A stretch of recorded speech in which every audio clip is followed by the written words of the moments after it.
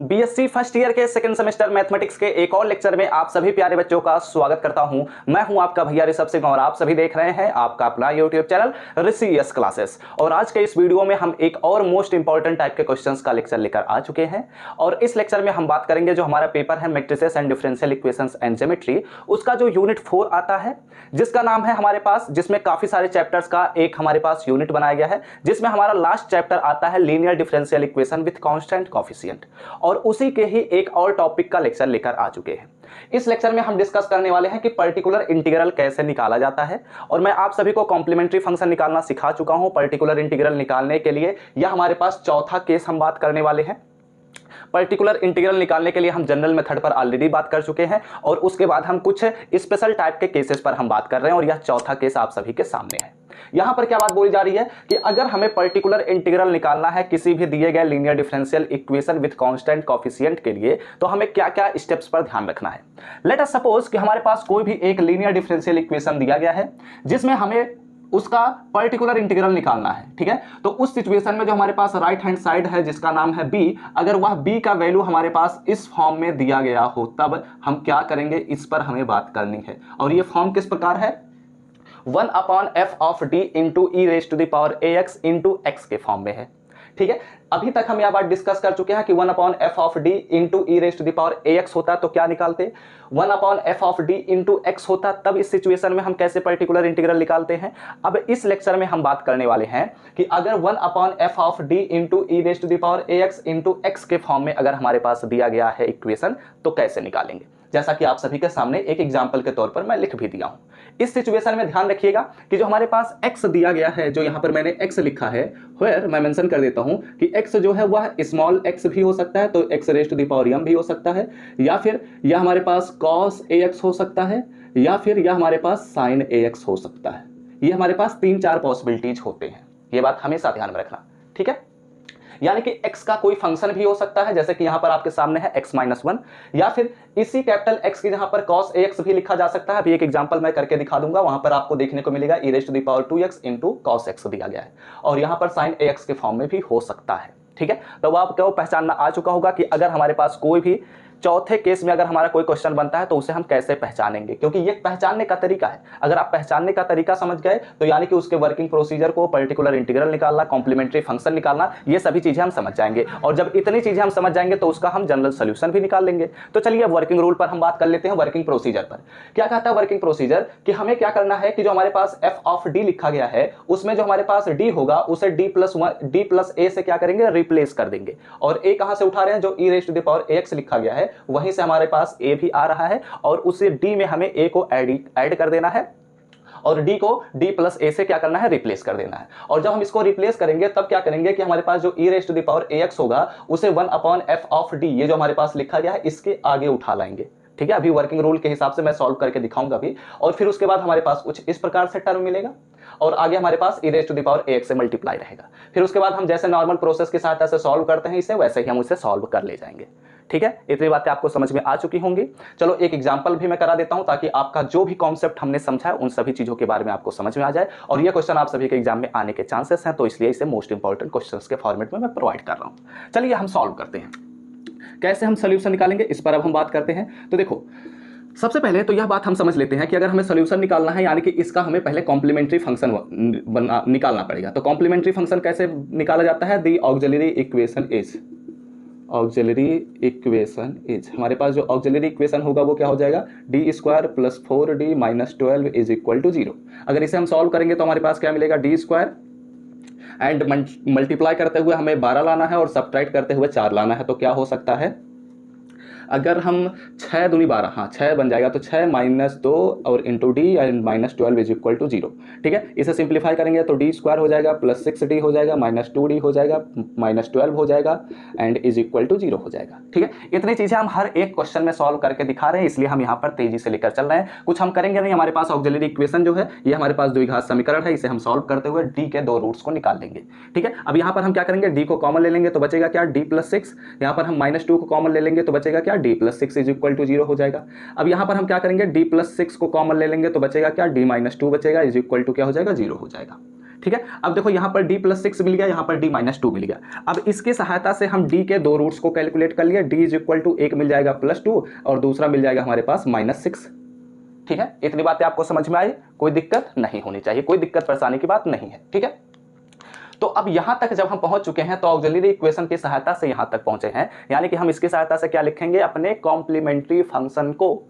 तो complementary function कैसे लिखा जाता है, जब हमारे पास रियल एंड डिस्टिंक्ट रूट्स होते हैं तो इस सिचुएशन में the complementary function CF is equal to हमारे पास होता है C1 e raise to the power पहला रूट इंटू 2x, ठीक है, 2 इंटू एक्स, प्लस हमारे पास C2 e raise to the power दूसरा रूट यानी कि -6 इंटू एक्स हो जाएगा। तो ये हमारे पास क्या मिल गया, कॉम्प्लीमेंट्री फंक्शन मिल गया। इतनी बातें आपको समझ में आई, कोई दिक्कत परेशानी नहीं हुई होगी, क्योंकि ये हर क्वेश्चन में हम डिस्कस कर रहे हैं। ठीक है, तो अब इतनी चीजें आपको समझ में आ चुकी हैं, तो अब चलिए हम इसके अगले स्टेप पर बात करते हैं। ठीक है, अगला स्टेप हमारे पास क्या कहता है, समझने का प्रयास करते हैं। हमें अगले स्टेप में, चूंकि हम कॉम्प्लीमेंट्री फंक्शन निकाल चुके हैं, तो इसका अगर हमें सोल्यूशन निकालना है तो पर्टिकुलर इंटीग्रल पर बात करना है। तो नाउ फॉर PI यानी कि पर्टिकुलर इंटीग्रल निकालने के लिए हम क्या करेंगे, 1/f(d) लिखेंगे।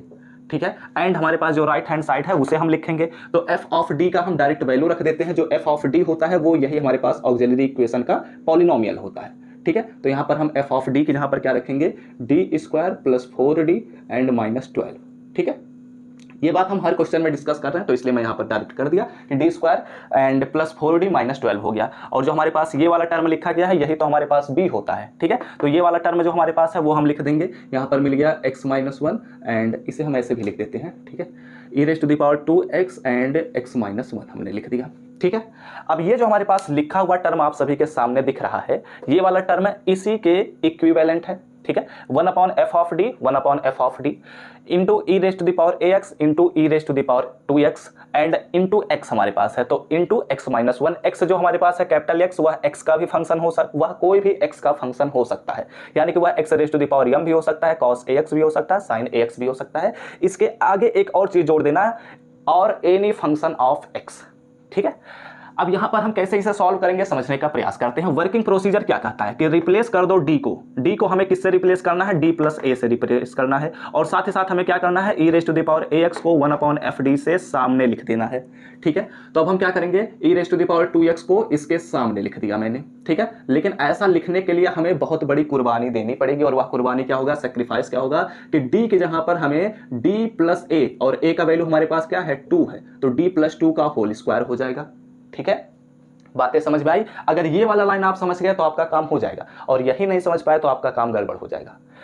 ऐसे दिए गए फंक्शन में जब हमारे पास राइट हैंड साइड में कुछ इस प्रकार से दिया जाएगा e⁻ax into any function of x, तो उस सिचुएशन में हम क्या करेंगे, e⁻ax को हम बाहर लाएंगे, और 1/ जहां जहां पर d लिखा गया है वहां पर हम क्या करेंगे, d के जहां पर d+a को सब्स्टिट्यूट कर देंगे। तो इसलिए यहां पर हम क्या करेंगे, d+a हमने लिख दिया, और a का वैल्यू चूंकि 2 था इसलिए हमने d+2 का होल स्क्वायर हो गया, +4, और d के जहां पर हम क्या करेंगे, d+2 रख दिया मैंने, माइनस क्या बचेगा, 12 बचेगा। ठीक है, एंड यहां पर अब हमारे पास क्या मिला, x-1 मिला, क्योंकि e⁻2x हमारे पास आगे ही आ चुका है। इतनी बातें समझ में आई। आइए बात करते हैं अगले स्टेप पर। अब अगर अगले स्टेप पर हम बात करते हैं तो e⁻2x हो जाएगा, एंड यहाँ पर हमारे पास क्या मिलेगा, इसे हम सिंप्लीफाई करेंगे। ठीक है, तो अगर इसे हम सिंप्लीफाई करते हैं तो हम स्क्वायर को तोड़ेंगे। अब यहाँ पर बनेगा d² + 4 एंड प्लस हमारे पास क्या मिलेगा, 4d हो जाएगा, एंड यहाँ पर हमारे पास +4d मिलेगा, प्लस हमारे पास हो जाएगा 8 - 12 हो जाएगा। ठीक है, बचा क्या, x-1 बचा। इतनी बातें आपको समझ में आई। हमने क्या किया, सिंपल सा एक्सपेंशन किया है। e⁻2x हो गया, एंड 1/ यहाँ पर हमारे पास क्या मिलेगा, d² एंड 4d + 4d हमारे पास क्या हो जाएगा, 8d हो जाएगा, एंड 4 + 8 यानी कि हो जाएगा 12 एंड -12, तो हो जाएगा 0। ठीक है, तो +12 और -12 हमारे पास हो जाएगा 0, इसलिए हमारे पास क्या बचा, d² + 8d मिल गया। ठीक है, अब देखो यहां पर हमारे पास क्या मिला है, 1/f(d) इंटू हमारे पास क्या मिला है, x का फंक्शन, यानी कि ये जो हमारे पास लिखा गया है वो हमारे पास x⁻m वाले कंडीशन को सेटिस्फाई कर रहा है। ठीक है, तो अब पिछला लेक्चर जो मैं आप सभी को पढ़ाया था उसमें मैं बताया था कि अगर हमारा b का वैल्यू, अब ये हमारे पास b बन चुका है। ठीक है, यानी कि अब इतनी चीजें आप छोड़ दीजिए, इतने पर फोकस करिए। अब इतने पर जब हम फोकस करेंगे तो हमने आप सभी को बताया था कि अगर x⁻m वाला टर्म हमारे पास देखने को मिला b की जहां पर, तो उस सिचुएशन में हम क्या करेंगे, हम जो हमारे पास f(d) होगा उसमें d का जो लीस्ट पावर है उस वाले टर्म को हम क्या करेंगे, कॉमन लेंगे। ठीक है, कोई दिक्कत? अगर ये वाला लाइन समझे तो आपका काम होगा, नहीं तो आप यहीं पर हर बार आकर फंसोगे, क्योंकि अलग अलग क्वेश्चन में हमें अलग अलग चीजें अप्लाई करनी रहेंगी। ठीक है, तो यहां पर आपने समझ लिया बात को, ठीक है ना? तो अब चले आगे बढ़े, चलो बढ़ते हैं। यहां पर अब हम क्या करेंगे, जो हमारे पास लीस्ट वाला टर्म है, लीस्ट पावर वाला टर्म है, उसे हम कॉमन लेंगे। तो हमारे पास लीस्ट पावर का टर्म क्या है, 8d है। तो 8d को हमने कॉमन लिया, बचा क्या, यहाँ पर हो जाएगा 1 प्लस, और यहाँ पर हमारे पास क्या मिलेगा, d² / 8 हो जाएगा, एंड पावर 1 हो जाएगा, एंड यहाँ पर हमारे पास क्या मिला, x - 1 मिला। Okay, are you getting my point? चीजों को समझ जा रहे होंगे। चलिए बढ़ते हैं अगले पॉइंट पर। ठीक है, यहाँ पर हमारे पास क्या मिला, e⁻²x मिला। यहाँ पर हमारे पास क्या मिलेगा, एक काम करते हैं ना, ऐसे लिख लेते हैं 1/8 × e⁻²x, एंड 1/d भी हम कर लेते हैं। और इसको जब हम ऊपर ले जाएंगे, यही तो काम करते थे ना, क्या करते हैं, इसको ऊपर ले कर चले जाते हैं। तो 1 + d² / 8 का हो जाएगा पावर -1, एंड यहाँ पर क्या मिला, x - 1 मिला। ठीक है, अब देखो, एक हमारे पास फार्मूला होता है बाइनोमियल एक्सपेंशन का, 1 + x⁻⁻ -1 होता है। तो उस सिचुएशन में 1 - x होता है, प्लस x² होता है, माइनस x³ होता है, प्लस एंड सो ऑन होता है। ठीक है, तो अब इसी एक्सपेंशन का सहायता लेते हुए हम इसको क्या करेंगे, एक्सपेंड करेंगे। तो जब हम इसको एक्सपेंड करेंगे तो हमारे पास क्या मिलेगा, 1/8 e⁻²x एंड 1/d हो जाएगा। एंड यहाँ पर हमारे पास जब इसका एक्सपेंशन करेंगे तो हमारे पास क्या मिलेगा, 1 - x के जहाँ पर हमारे पास क्या है, d² / 8 हो जाएगा, प्लस x² मतलब हमारे पास क्या हो जाएगा, d⁻⁴/8 हो जाएगा। ठीक है, सॉरी 8 नहीं होगा, क्योंकि 8 का भी तो हमें स्क्वायर करना रहेगा, यानी कि हमारे पास होगा 8 × 8 = 64। ठीक है, and minus and so on हमारे पास हो जाएगा, और बच क्या रहा है, x - 1 है। ठीक है, अब हम क्या करेंगे, मल्टीप्लिकेशन कर देते हैं। ठीक है, सिंपल सा क्या करेंगे, मल्टीप्लिकेशन कर देते हैं, क्योंकि अब हमें क्या करना पड़ेगा, इसका डिफरेंशिएशन करना पड़ेगा इसके रिस्पेक्ट में। ठीक है, कुछ मिस्टेक तो नहीं ना हो रही है? हाँ, एक जहां मिस्टेक हो रही है, चलो अच्छा हुआ देख लिया मैंने। चूंकि 8d जब हम कॉमन लिए हैं तो यहां पर तो हमारे पास 1 मिल गया, और यहां से हमारे पास d भी तो कॉमन हुआ है, तो यहां पर हमारे पास d² नहीं बचेगा बल्कि d बचेगा। चलो बच गया, नहीं तो काम ही गड़बड़ हो जाता। ठीक है, तो यहाँ पर भी स्क्वायर हट जाएगा। अब जब यहाँ पर स्क्वायर हटा तो यानी कि यहाँ पर हमारे पास 1 - x है, तो यानी कि यहाँ पर d हो जाएगा, एंड यहाँ पर x² है, यानी कि यहाँ पर d का होल स्क्वायर हो जाएगा। ठीक है, और 8 तो रहेगा ही। ठीक है, हाँ चलो अच्छी बात है, इतनी चीज़ें आप लोगों को समझ में आ चुकी होंगी। अब देखो हम क्या करते हैं, अब हम सिंपल सा मल्टीप्लिकेशन करते हैं। तो चलिए मल्टीप्लाई करता हूं, तो 1/8 e⁻²x हो जाएगा, एंड 1/d हमारे पास रहेगा ही रहेगा। और यहाँ पर 1 का जब हम x - 1 से मल्टीप्लाई करेंगे तो x - 1 हो जाएगा। ठीक है, माइनस 1/8 हम छोड़ देते हैं, और d का इसका x - 1 कर देंगे। ठीक है, यानी कि हमें x - 1 का d के रिस्पेक्ट में डिफरेंशिएशन करना रहेगा। अब देखो, अगर हम 2 बार इसका डिफरेंशिएशन करेंगे तो क्या हो जाएगा, 0 हो जाएगा। अगला वाला जो मिलेगा वो 3 बार डिफरेंशिएशन होगा, तो उस सिचुएशन में भी हमारे पास 0 का डिफरेंशिएशन 0 हो जाता है। यानी कि अब हम जितने भी अगले टर्म्स पर बढ़ेंगे वो सभी के सभी क्या हो जाएंगे, 0 हो जाएंगे, तो इसलिए उसे लिखने की कोई आवश्यकता नहीं है। ठीक है, अब देखो यहाँ पर अगले स्टेप पर हम बात करेंगे तो 1/8 हो जाएगा। उम्मीद करता हूँ आप सभी को नीचे दिख रहा होगा, एंड यहाँ पर e⁻²x हो गया, एंड यहाँ पर 1/d हो जाएगा, एंड यहाँ पर हमारे पास क्या मिलेगा, x - 1 तो रहेगा ही रहेगा। ठीक है, और इसको अगर हम सिंप्लीफाई करते हैं तो -1/8 छोड़ दिया मैंने, और यहाँ पर अगर हम इसका डिफरेंशिएशन करते हैं तो d, इसका मतलब समझ रहे हैं ना, वैसे भी मैं पिछले लेक्चर में समझा चुका हूँ कि अगर हमारे पास d ऑफ x - 1 लिखा गया है, यानी कि इसका मतलब ये हुआ कि d/dx x - 1, तो x का जब हम x के रिस्पेक्ट में करेंगे तो 1 हो जाएगा, 1 का x के रिस्पेक्ट में करेंगे तो 0 हो जाएगा, तो बच क्या रहा है 1। ठीक है, तो ओवरऑल वैल्यू हमारे पास यहाँ पर 1 मिल रही है, तो 1/8 से जब हम मल्टीप्लाई करेंगे तो हमारे पास 1/8 ही मिलेगा। ठीक है, और वो तो 0 है, तो बात ही खत्म हो गई। चाहो तो मल्टीप्लाई करके लिख दो, कोई दिक्कत नहीं है। चलो मल्टीप्लाई बाई 1 मैंने लिख दिया। ठीक है, इतनी बातें आपको समझ में आ चुकी होंगी। अब फिलहाल उधर एक प्रोसेस करने में कुछ फायदा नहीं है, क्योंकि अभी लंबा प्रोसेस है। तो एक काम करिए, आप लोग इसका पहले स्क्रीनशॉट ले लीजिए, क्योंकि अब मुझे इसे रेज करना पड़ेगा। ठीक है, तभी हम आगे बढ़ सकते हैं। ओके, तो अब आप क्या कर सकते हैं, इसका स्क्रीनशॉट लीजिए, उसके बाद हम अगले स्टेप पर बात करते हैं। इतने स्टेप को समझ चुके होंगे, तो अब चलिए अगले स्टेप पर हम बात करते हैं। यहाँ पर देखिए, इसको हमें सिंप्लीफाई करना है, तो अगर इसे हमें सिंप्लीफाई करना है तो हमारे पास क्या मिलेगा, 1/8 हो जाएगा, e⁻²x हो जाएगा, एंड 1/d हो जाएगा। और इसे अगर हम सिंप्लीफाई करते हैं तो हमारे पास क्या मिलेगा, x - 1 माइनस 1/8 हो जाएगा। ठीक है, अब इसमें हम पहले सिंप्लीफिकेशन कर देते हैं, तो यहाँ पर हमारे पास 1/8 हो जाएगा, e⁻²x हो जाएगा, इंटू 1/d हो जाएगा, एंड यहाँ पर हमारे पास क्या मिलेगा, x माइनस और 8 का मल्टीप्लीकेशन, एंड यहाँ पर हो जाएगा 9/8। ठीक है, इतनी बातें आपको समझ में आ रही होंगी, यहाँ पर आपको प्रॉब्लम नहीं हो रही होगी। ठीक है, अब देखो हम क्या करते हैं, समझने का कोशिश करना। देखो, जब हमारे पास d से मल्टीप्लीकेशन था, ठीक है, तो हमारे पास डिफरेंशिएशन हुआ। इस बात को हमेशा दिमाग में बैठा रखना, जब हमारे पास d का मल्टीप्लिकेशन था तो डिफरेंशिएशन हुआ x के रिस्पेक्ट में। अब यहां पर ध्यान देना, अगर 1/d लिखा गया है, ठीक है, डी का मल्टीप्लिकेशन था तो एक बार डिफरेंशिएशन हुआ, अगर डी स्क्वायर का मल्टीप्लिकेशन होता तो 2 बार डिफरेंशिएशन होता, अगर डी क्यूब होता तो 3 बार डिफरेंशिएशन होता। लेकिन अगर 1/d लिखा हुआ आपको दिख जा रहा है तो यानी कि एक बार हम उसका इंटीग्रेशन करते हैं x के रिस्पेक्ट में। अगर 1/d स्क्वायर देखने को मिल जाता है तो यानी कि हम 2 बार उसका इंटीग्रेशन करेंगे x के रिस्पेक्ट में। यह बात दिमाग में बैठ गई? चलो अच्छी बात है। अगर ये बात आपको समझ में आ चुकी होगी तो अब अगले स्टेप पर हम बात कर सकते हैं। अब यहां पर देखो 1/8 हो गया, e⁻²x हो गया। अब इंटीग्रेशन हम करेंगे, किसका इंटीग्रेशन करेंगे? x - 9/8 का इंटीग्रेशन करेंगे, किसके रिस्पेक्ट में? x के dx यानी कि x के रिस्पेक्ट में। ठीक है, तो यहां पर क्या मिला? 1/8 e⁻²x हो जाएगा एंड इंटीग्रेशन करूंगा तो हमारे पास क्या मिलेगा? यहां पर हो जाएगा x²/2 हो जाएगा एंड -9/8 इंटू x हो जाएगा। ठीक है, क्योंकि x था तो x²/2 हो जाएगा, ये हमारे पास कांस्टेंट टर्म बन रहा है तो यानी कि 9/8 इंटू x हो जाएगा।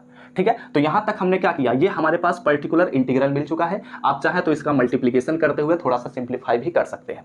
तो हमने अपने दिए गए डिफरेंशियल इक्वेशन का क्या किया? पर्टिकुलर इंटीग्रल निकाल लिया और उसका हमने क्या किया? कॉम्प्लीमेंट्री फंक्शन भी निकाल लिया। ठीक है, अब ये दोनों चीजें जब हमारे पास कैलकुलेट हो चुकी हैं तो अपने इस दिए गए डिफरेंशियल इक्वेशन का फाइनल सॉल्यूशन हम लिख सकते हैं। ठीक है, तो आप क्या, अब चलो मैं इसे पहले इरेज करता हूं, उसके बाद अगले स्टेप पर हम बात करते हैं। तो अब चलिए अपने इस क्वेश्चन का हम फाइनल सॉल्यूशन लिख देते हैं, यानी कि द जनरल सॉल्यूशन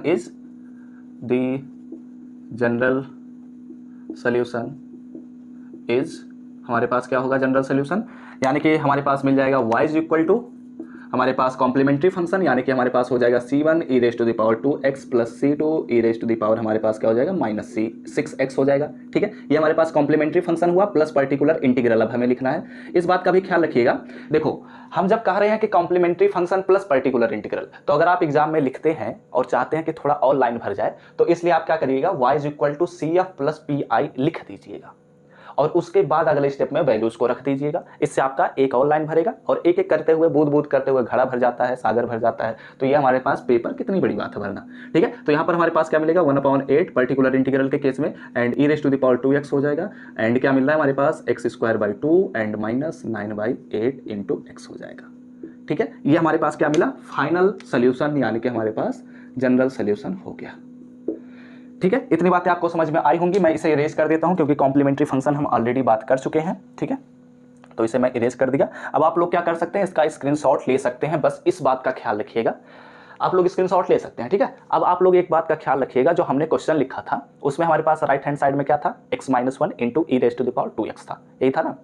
अब उसमें जो हमारे पास x - 1 है, ध्यान दीजिए अपने कॉपी में, x - 1 जो है उसकी जहां पर cos x भी हो सकता है, sin x भी हो सकता है, x² भी हो सकता है, x का कोई भी फंक्शन पॉसिबल है।